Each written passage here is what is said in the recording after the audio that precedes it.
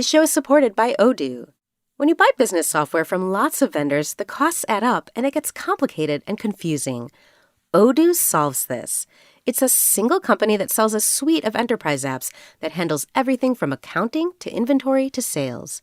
Odoo is all connected on a single platform in a simple and affordable way. You can save money without missing out on the features you need. Check out Odoo at odoo.com. That's odoo.com. From fitness routines to mental resilience, navigating personal goals to tackling burnout, we all need a little help with the tricky work of being human. Well, that is where the Life Kit podcast from NPR comes in. If you're looking to move with more intention or just need some thoughtful guidance on living better, Life Kit delivers strategies to help you make meaningful, sustainable change. This is much more than just a show that gives you practical advice. It gives you the support and the thinking you need to navigate some of life's trickiest decisions.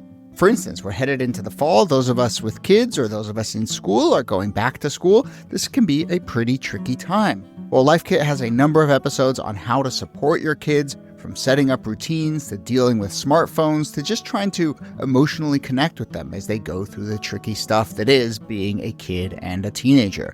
And look, I listened to all these episodes. None of them provide a one-stop miracle cure to all of life's problems. That's not how life works. But when I listen to Life Kit, I feel more informed, more assured in my decisions, a little closer to having some of the tricky things figured out. As a parent, that's basically all I could ask for. That's not to say there aren't some episodes that are really helpful at a practical level. For instance, there's a great recent episode with tips for planning a vacation, and that one was quite useful. I think I saved myself a decent chunk of change after listening to it.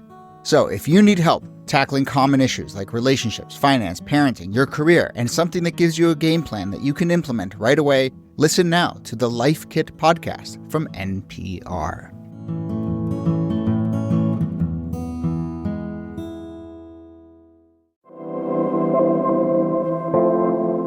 Hello and welcome to This Day, a history show from Radiotopia. My name is Jody Avirgan.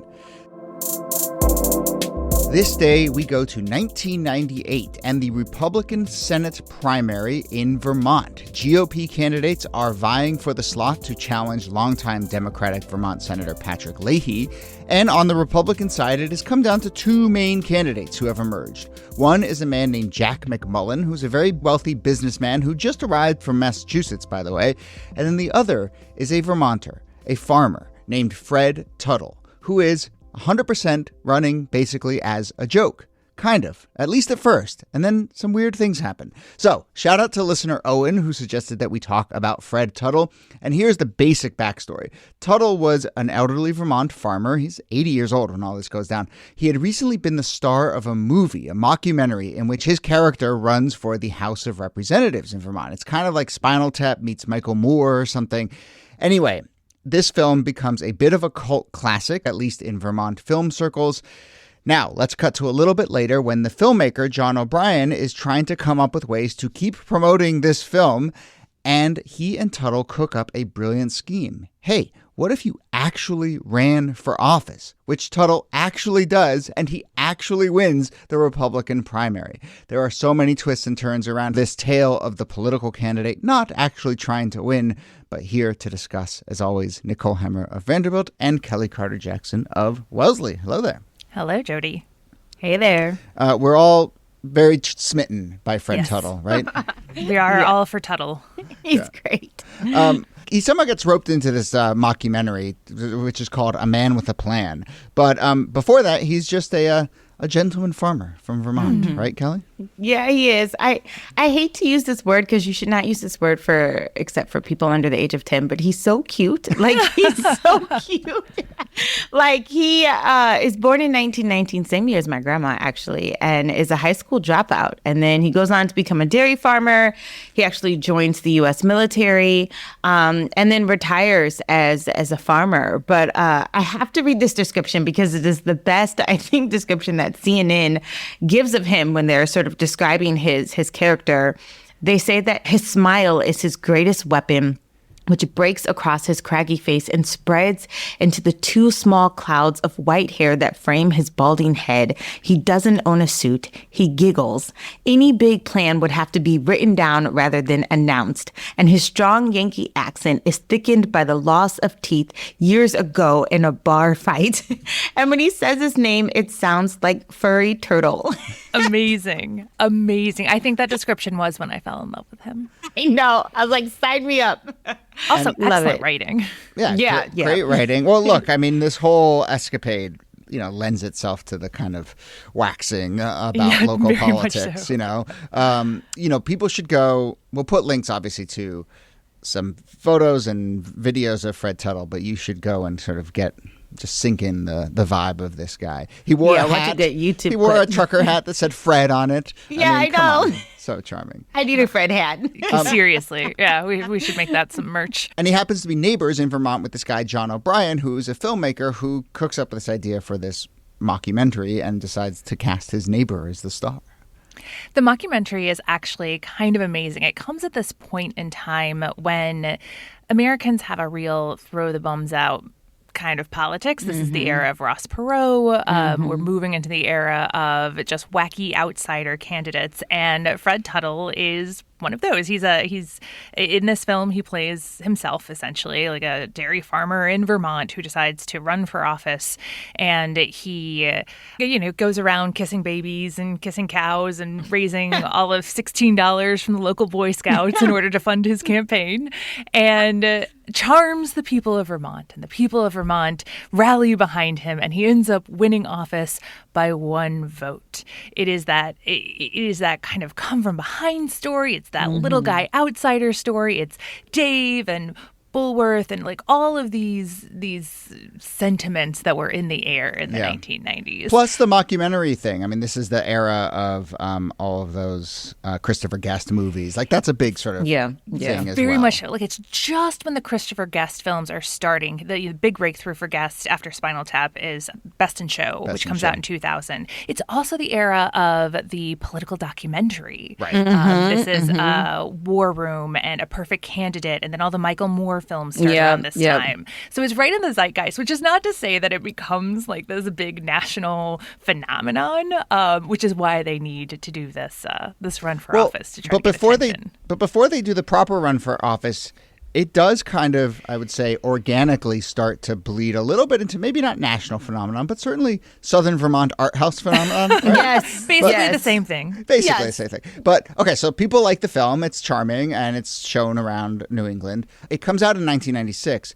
There is an election in 1996, and in that election, Fred Tuttle, this semi-fictional but also real character, gets some write-in votes. He gets 5 write-in votes for United States Representative, 6 for governor, 1 for lieutenant governor, 3 for state treasurer, 2 for secretary of state, 1 for attorney general. These people really needed to coordinate and pick one line item. Bring that all together for these 30 votes for Fred. We got 14 for high bailiff, which to me I think is the best role That's for Fred crazy. Tuttle. But people are like, maybe as a lark, saying, oh, maybe we should write this guy in for real. We just watched this movie. And there's also bumper stickers that say Spread Fred, which, but the Spread Fred bumper stickers are starting to show up everywhere. So, I would say there is a little bit of an organic kind of idea that bubbles up. But then I think the filmmaker starts to say, oh, you know what? There's something to be done here with this burgeoning phenomenon of Fred Tuttle, political candidate. Yeah, he starts to roll him out as a kind of first as a faux political campaign, right? He's not actually running for office at this point, but O'Brien sends Fred to go march in Labor Day parades and to attend the governor's press conferences. It's not really clear if he's in character or just himself, because there is not that much space between himself. I know, I was and the going to say character. he's just himself. I think he's just himself. And then they get this idea to run in the Republican primary, and they do it not because they have any problems with Patrick Leahy, who's been in office for a while, but because the guy who's the Democrat incumbent. Who's the Democrat, right. But the guy who's running for the Republican nomination is a guy named Jack McMullen. And McMullen is kind of the essence of everything you hate in a politician, where he comes from out of state. He's like very wealthy. He actually lives in Massachusetts, but he has like a vacation home in Vermont, and he decides that it would be easier to win a seat in Vermont than in Massachusetts. So he just like marches on in and says, I'm going to run for this Senate seat in Vermont. And in most states, they hate this, but particularly in states like Vermont and New Hampshire, it's a bad move. So it creates this kind of opening to run against him. Yeah, nobody wants some sort of hotshot multimillionaire coming in and claiming political power over a space that they have no real lived experiences in other than tourism. So it kind of makes it easy to pummel him a little bit, at least within the public space. Yeah, and he's like precisely the character that I think this original documentary was supposed to send up, like the cynical politician. This guy, he has 2 Harvard degrees, which is easy to sort of pin on him. He also has like an actual like silent era villain mustache. You know, like it is just kind of amazing how much he's perfectly cast, and then Tuttle is perfectly cast on the other side to kind of represent 2 different things, especially in a state like Vermont. These attacks against McMullen were going to exist regardless, right? I mean, I think Niki and Kelllie both pointed out that like we've seen this play out in a lot of primaries, often Republican primaries, where an out-of-state millionaire comes in, they try and just kind of bully their way through, and then you get the more kind of local folk hero, salt-of-the-earth person. And people were really, really disparaging and dismissive of him. Right. And there's kind of like a level of political elites who don't take Tuttle seriously. So you have, reporters who just won't even get his name right. But I think that people, like ordinary people who hate McMullen, rally around him. And Tuttle really zeroes in on this fact that McMullen is an outsider in a way that I think if it had been just like another Republican politician from Vermont, it would have come off differently. But they have this practice in Vermont where you get to ask your opponent a question, which cool, great. And the kinds of questions that Tuttle asks McMullen are like, "What's a tedder?" It's a machine for drying hay. I know everyone in all of our listeners knew that. I would have got that wrong. I would have got that way wrong. Another was what's rowan, which is the second cutting of hay in a season. And then how many teats a Holstein got? How many teats do you think Holstein has? I would have guess idea. 6. Like McMullen did. Yeah. Actually 4. So take points off if you didn't get that right. And then the best part, and I actually think this is something that we can all kind of relate to, especially if you come from, in the Midwest, there are a lot of European town names that are then purposefully mispronounced, like Versailles and Cairo and things like that. Tuttle asks McMullen, he just gives him a list of place names and is like, hey, why don't you pronounce these like a local? And the guy whiffs on every single one of them. Oh, man, it's humiliating. It's really humiliating. And what it's all meant to do is just point out, like, you are not from here. You are not someone who is going to represent the state of Vermont. If you cannot even pronounce the cities that people all know how to pronounce their names, like, it's quite embarrassing. And especially for, Vermont is known for its dairy industry. Like, if you don't know some of these agricultural terms, you're not going to fare too well.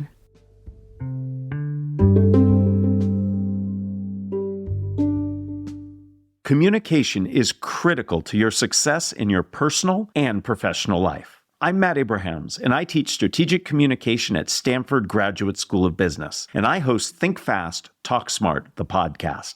I sit down with experts to discuss actionable advice that you can immediately apply to your life. We cover topics like managing communication anxiety, speaking better in the moment, maximizing your influence, and how to negotiate to get what you want and need. Listen wherever you get your podcasts to level up your communication. Well, folks, it happened. It's here. Fall is in full swing, and it is the perfect time to refresh your wardrobe with pieces that feel as good as they look. Luckily, Quince makes it easy to look polished, stay warm, and save big without compromising on quality. I am turning to Quince for all my fall staples that actually last. You've heard me talk about Quince on this show. You've heard me talk a lot about linen. Linen time, though, is over. It is now time for wool, denim, and even, dare I say, cashmere. Look, I never thought cashmere would be part of my life, but with Quince, there are actually pieces like cashmere sweaters and scarves and hoodies that are really nice and affordable. A 100% Mongolian cashmere sweater from $50. There's washable silk tops and skirts, perfectly tailored denim, all at prices that continue to blow me away. So keep it classic and cozy this fall with long-lasting staples from Quince. Go to quince.com/thisday for free shipping on your order and 365-day returns. That's QUINCE.com/thisday to get free shipping and 365-day returns. Quince.com/thisday.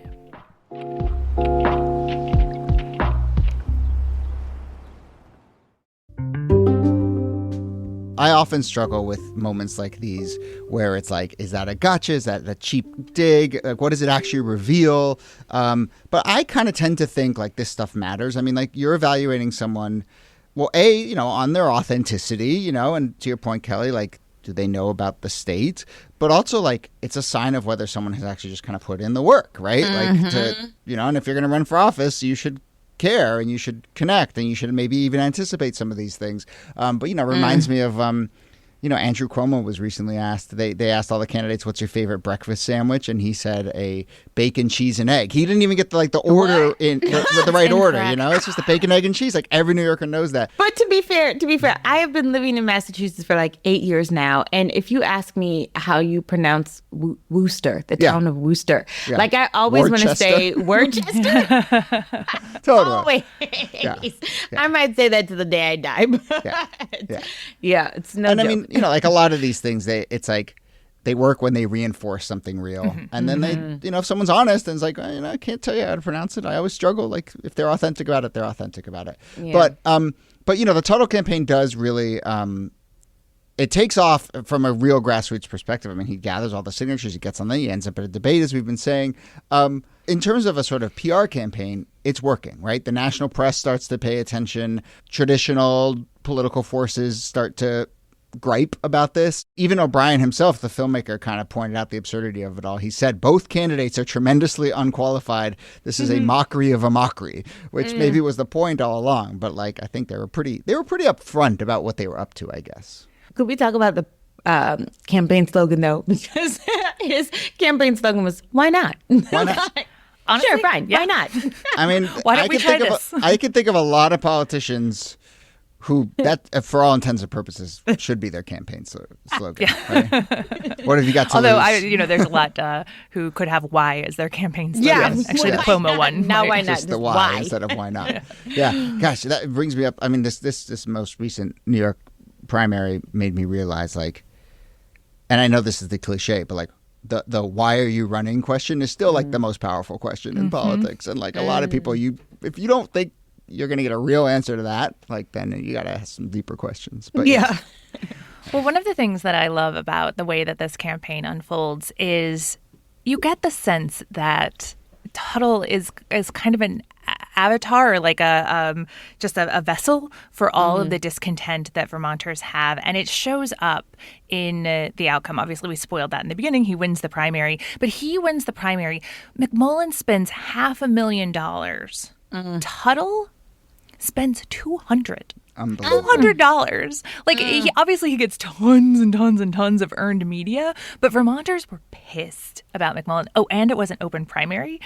So Democratic and independent Vermonters got to show off their disdain for McMullen in the primary as well. I think that's probably the key factor here is that a bunch of Democrats and independents say, oh, we can go muck about in the Republican primary because it's an open primary. And, so they probably pushed him over the top. I mean, it's 5,000 votes. But it's 10%, right? Sure. 55 to 45, which is not nothing. No, not nothing. Yeah. So now he enters the general, and I think we kind of pointed this out, Kelley, but like they don't.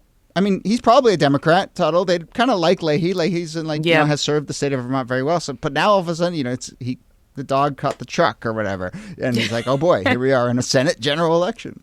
Yeah, and I think Patrick Leahy is kind of like, oh shoot, wait a minute, like, is this going to keep going? And what I appreciate is that Leahy and his wife, they have dinner with them with Fred and his wife. They bring, some sort of like hot dish and fresh chocolate chip cookies and sort of break bread together.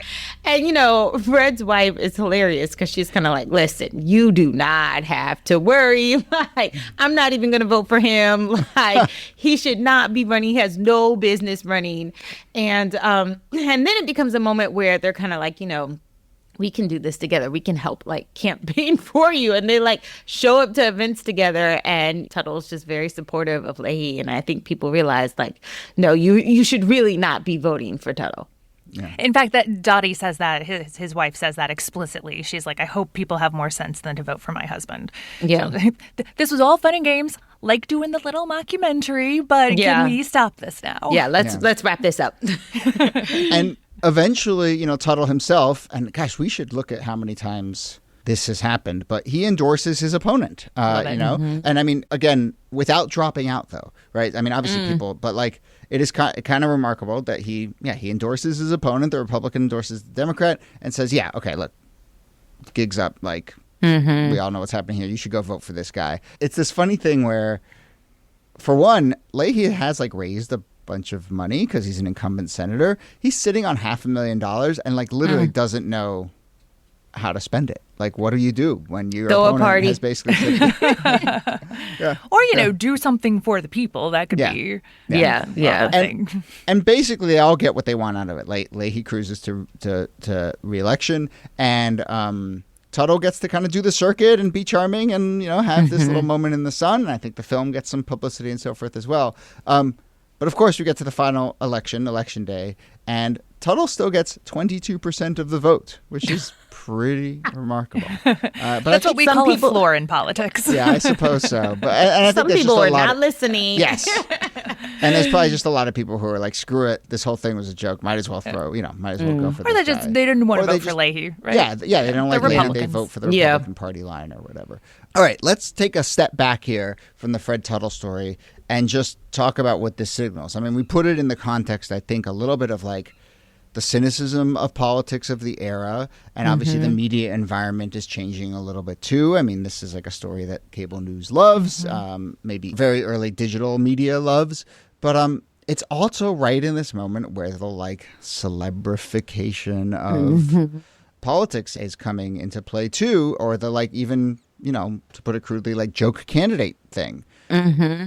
Actually, when the joke candidate stops becoming a joke candidate, right? Yeah. We've talked about They've like Pegasus, who was running for like mayor of New York or whatever. But this idea that you could run a celebrity candidate with no experience, a Ross Perot, a Jesse Ventura, and that person could actually win and go on to govern.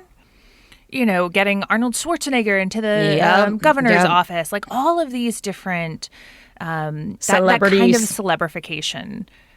Without, like Ronald Reagan was a movie star, right? But he'd also been governor of California. And so you're getting these people in office who've never held office before. And that's the appeal. They're a famous face. So they work in the new media environment, and they are untouched by the corruption of politics. Which is both good and bad. I mean, you, in some sense, you have this sort of like, a fresh face that will bring in something different. And on the other hand, there's still real inexperience there that has yet to be tested. And it's kind of interesting to see how that plays out. Yeah. But this was indeed the very year that Jesse Ventura won that Minnesota governor race, and we've done an episode on that. And so you can see the kind of inflection point. This is, kind of around the time that Donald Trump is continuing to talk about and flirting with running for office, and eventually he does, but yeah. And there's also, I suppose, a kind of, who knows what this word means anymore, but this sort of populist anti-establishment, and certainly that like viral populism, we can see the roots of that in here too. But I also think it shows the poverty of the word populism as it's thrown around now, because remember, Tuttle was running against this millionaire outsider. Yes. And the conflation of populism with billionaires, which is what we're getting today, especially on the right, like that is something different. It might be populism in rhetoric. They're outsiders in the sense that they're not politicians, but in the actual spirit of populism as being a voice of the people, I would say that it is pretty far away from that. Mm-hmm. So one final note, maybe my favorite tidbit in this whole thing, but Kelley, there's an amazing sort of full circle moment at the end of all of this. Yes, John O'Brien, who was the filmmaker of this mockumentary, actually throws his own hat in the race and runs for the Vermont House of Reps as a Democrat in 2018 and wins the seat. So it is like this complete full circle moment where something that he sort of started out to be a joke on someone else and then finds himself in politics as well. Yeah. So it's kind of cool. Love that. Finally puts his own money where his mouth is. Exactly. I kind of feel like having done this film and been around sort of like up close and personal to see how a little bit of the sausage is made, probably let him know like, yo, I why not? Yeah. He saw, and he probably had some name recognition. And, I think over the course of filming the mockumentary, he talked to a lot of Vermonters and, kind of got a firsthand seat on it. So I get it. But I do love that. And John O'Brien is now in the Vermont House of Representatives as a Democrat. So there you go. Fred Tuttle died in Burlington, Vermont, following a heart attack in 2003. And again, I cannot encourage people enough to go and just look at a photo or some video of this man. He is genuinely charming, and he will, as Patrick Leahy put it, he is the distilled essence of Vermonthood. And I agree. Yes, he is. He seems like he'd be like Bernie Sanders' like cousin or something. Yeah. For sure. All right. Well, we will leave it there. Thank you again to Owen for suggesting this. Listeners, of course, you can always suggest topics. We love that. You can email us thisdaypod@gmail.com or get in touch with us through our newsletter, which we encourage you to subscribe to. You can find a sign up there at thisdaypod.com. Nicole Hemmer, thanks to you as always. Thank you, Jody. And Kelley Carter-Jackson, thanks to you. My pleasure. All right. Now, what are you going to do? You're actually starting to become pretty popular. Yeah. What are you going to do if you get elected? I just run like the devil. So you're going to run away if you get elected? I'd have to run away. All right. And let me ask you something. On the farm, you've been, up to this point, you were milking cows. Yeah, How many years? We used to milk about 30. 30 years of milking cows. More than that, 30 cows for 50 years. Never messed with an old-timer from Vermont.